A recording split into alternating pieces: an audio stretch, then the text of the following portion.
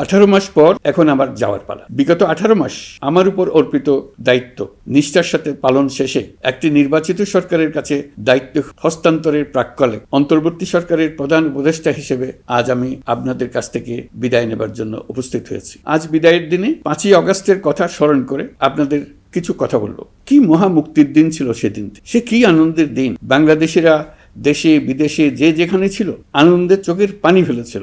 দৈত্যের গ্রাস থেকে তরুণ ছাত্রছাত্রীরা দেশকে বের করে এনেছে, দেশ মুক্ত হয়েছে, কিন্তু দেশ সম্পূর্ণ অচল। এই অচল দেশটিকে কিভাবে সচল করা যাবে সেটা ছিল সবার মনে। অভ্যুত্থানের ছাত্র নেতারা ঠিক করলো দেশকে সচল করার জন্য একটি সরকার লাগবে। সরকার গঠন ও চালাবার জন্য তারা আমাকে খবর দিল।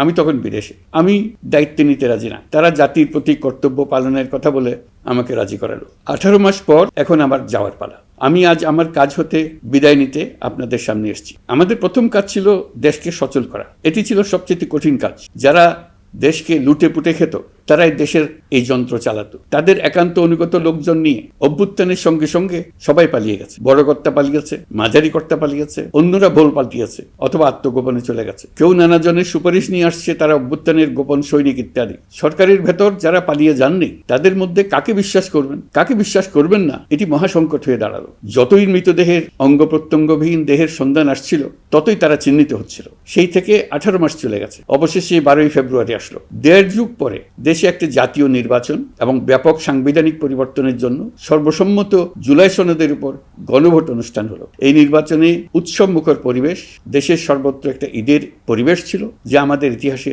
স্মরণীয় হয়ে থাকবে। এই প্রতিদ্বন্দ্বিতামূলক নির্বাচনে যারা জয়ী হয়েছেন তাদের আমি অভিনন্দন জানাই। যারা পরাজিত হয়েছেন তাদেরকেও আমি অভিনন্দন জানাচ্ছি। হার জিতেই হলো গণতন্ত্রের সৌন্দর্য।